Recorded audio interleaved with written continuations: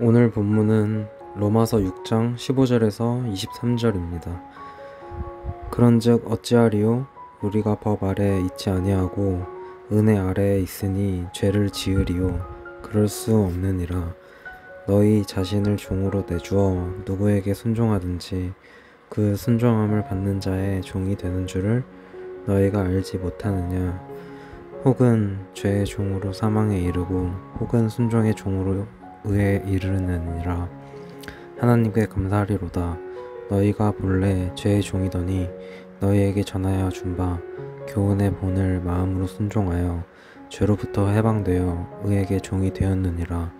너희 육신이 연약함으로 내가 사람의 예대로 말하노니 전에 너희가 너희 지체를 부정과 불법에 내주어 불법에 이른 것 같이 이제는 너희 지체를 의에게 종으로 내주어 거룩함에 이르리라. 너희가 죄의 종이 되었을 때에는 의에 대하여 자유로웠느니라.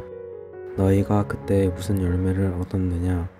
이제는 너희가 그 일을 부끄러워하나니 이는 그 마지막이 사망임이라. 그러나 이제는 너희가 죄로부터 해방되고 하나님께 종이 되어 거룩함에 이르는 열매를 맺었으니 그 마지막은 영생이라. 죄의 삭은 사망이요 하나님의 은사는 그리스도 예수 우리 주 안에 있는 영생이니라. 아멘. 아담이 죄인의 대표자가 되어 모든 인류 가운데 죄가 들어왔습니다. 이제 예수 그리스도께서 죽기까지 순종하심으로 말미암아 죄가 있는 곳에 은혜가 있어 의와 생명이 흘러 넘칩니다. 인간의 행위나 노력으로는 전혀 기대할 수도 없는 차원이 다른 은혜와 사랑입니다. 그런데 로마교회 성도들 중 일부는 이 은혜의 복음을 오해하기 시작했습니다. 로마서 6장의 그 두 가지 오해를 질문 형태로 소개합니다. 먼저는 이렇게 질문합니다. 죄를 더 많이 지으면 지을수록 은혜가 더 넘쳐나겠네요. 그럼 우리 죄 좀 더 지읍시다. 바울은 이런 회개한 논리를 펴는 이런 사람들의 주장을 다음과 같이 원천봉쇄합니다. 그럴 수 없습니다. 우리는 예수 그리스도와 함께 장사되어 은혜 아래 있기 때문에 죄의 법에서 자유롭게 되었습니다. 이 대답을 듣자 또 다른 꼬투리를 잡습니다. 15절을 새번역 성경으로 읽어보겠습니다. 그러면 어떻게 해야 하겠습니까? 우리가 율법 아래 있지 않고 은혜 아래 있다고 해서 마음 놓고 죄를 짓자는 말입니까? 이제는 아예 자신을 규제하고 감시할 법이 없기 때문에 처벌할 법조차 없으니 자유롭게 죄를 짓자고 말하고 있습니다. 도대체 이렇게 생각하게 된 까닭은 무엇일까요? 로마교회 교인들은 15절에서 분명 우리가 은혜 아래 있습니다 라는 신앙 고백을 하고는 있습니다. 그러나 이 사람들이 이 신앙 고백이 자신의 삶을 전혀 포함시키지 않는 것을 우리가 알 수 있습니다. 즉, 신앙 고백과 삶이 전혀 동떨어져서 그렇게 삶을 살아가고 있습니다. 예를 들어 보겠습니다. 어떤 남자가 한 여인에게 사랑 고백을 하는 장면을 우리가 같이 한번 상상해 보면 좋겠습니다. 남자가 말합니다. 제가 당신을 많이 사랑합니다. 일평생 당신만을 위해 살겠습니다. 이렇게 멋지게 프로포즈를 합니다. 그런데 이 말을 하고 얼마 지나지 않아서 둘이 같이 길을 걷습니다. 그런데 이 여인 옆으로 차가 위험하게 지나가는데도 남자는 신경도 쓰지 않고 그냥 자기 길을 걸어갑니다. 그리고 밤이 깊어 위험한데 여인을 집에 데려다 주지도 않고 어떻게 집에 돌아가는지 신경도 쓰지 않습니다. 설상가상으로 옆에 지나가는 여인을 바라보느라 정신이 없습니다. 과연 이 남자가 했던 고백, 그 고백이 진심이라고 말할 수 있을까요? 그가 했던 고백을 뒷받침하는 삶의 정황이 전혀 드러나지 않기 때문에 이 고백은 거짓으로 판명할 수밖에 없습니다. 15절도 마찬가지입니다. 우리가 은혜 아래 있습니다 라고 고백을 합니다. 그런데 은혜는 무엇입니까?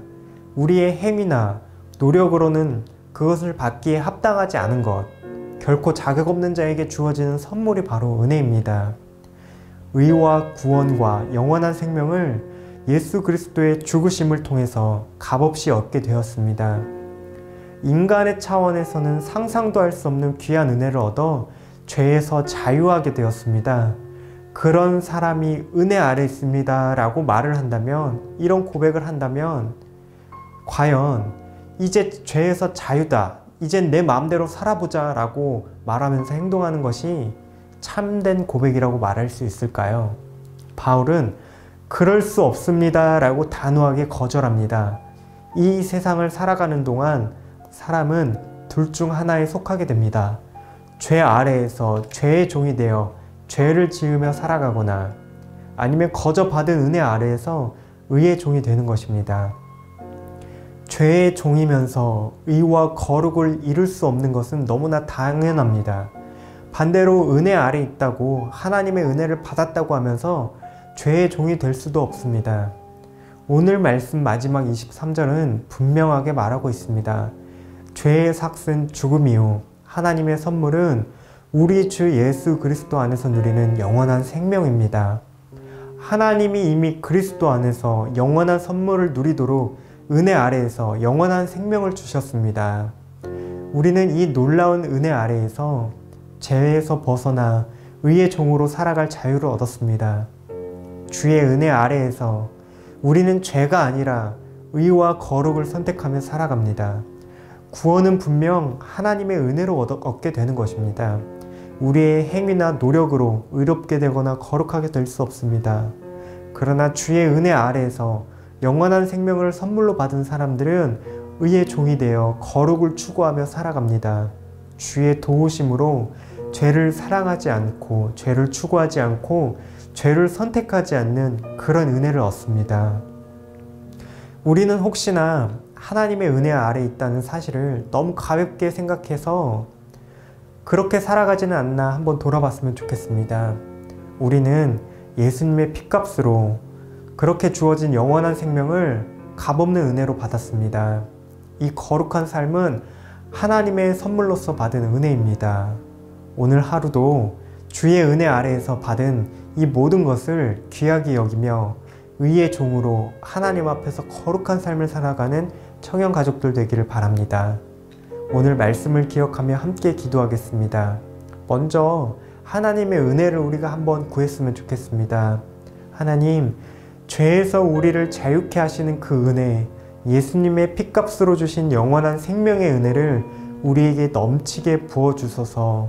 그래서 이 은혜를 따라 의의 종이 되어 하나님 주신 선물로서 거룩한 삶을 살아가게 하여 주시옵소서. 하나님께서는 우리에게 의의 종이 되어 거룩한 삶을 살아갈 수 있는 충분한 은혜를 주셨습니다. 오늘 하루도 이런 거룩한 삶을 살아가기 위해 선한 싸움을 싸우는 청년 가족들 되시기를 바라겠습니다.